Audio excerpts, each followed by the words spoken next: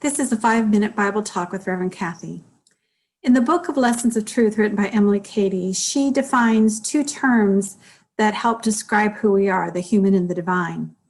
She said personality applies to the human part of us, that mortal mind governed by the intellect, ego, self-desire. It's that part of us that changes, hopefully matures as we grow. It is the perception of ourselves made up of characteristics that we've invented to distinguish ourselves from others. So in other words, it's who we think and feel that we are. We've created this. Where individuality is our God self. It is that divine self outpicturing. It never changes because our source is God. It's our true identity, consisting of characteristics that reflect our unique expression of the Christ mind. In other words, it's what we are. So personality is who we think and feel we are, but our individuality is truly what we are. So we're a combination of personality and individuality, a combination of the human and the divine. And our thoughts show us that when we can observe our thoughts, thinking, is our ego leading the way? Or is our Christ self, that divine love or compassion or peace, is that leading the way in our thoughts? So what does this have to do with the Bible?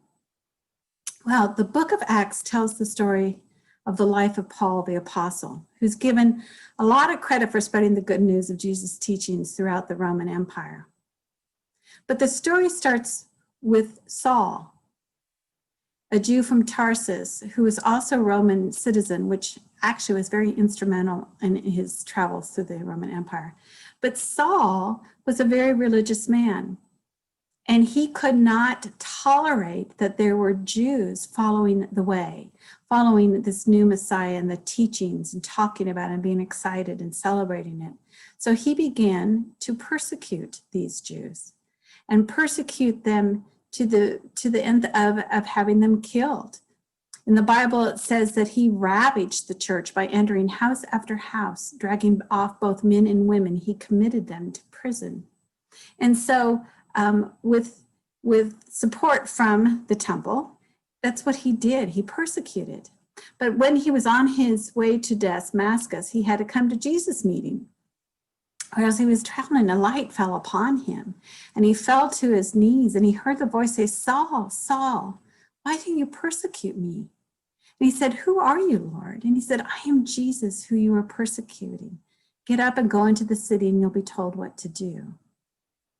And the story goes that he went into the city and he was blinded by that great light. And then he was healed of that blindness and then began to teach and preach the teachings of Jesus. He was transformed by spirit.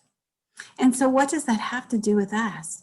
Well, isn't there a Saul and Paul living within us? Isn't there a part of us, our personality, that continues to persecute us because we don't meet up or match up to our expectations, or we limit our self-expression in some way, or we say something or do something that we just are unmerciless to ourselves about it. And our thoughts just beat ourselves up.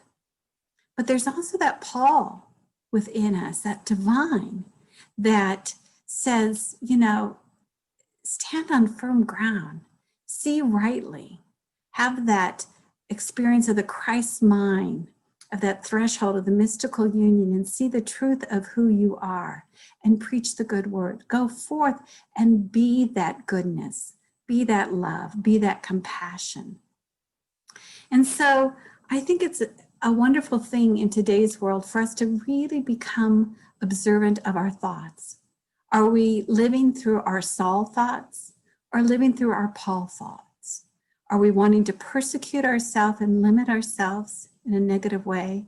Or do we want to feel the full joy of God within us? It's your choice. Something to think about. Blessings.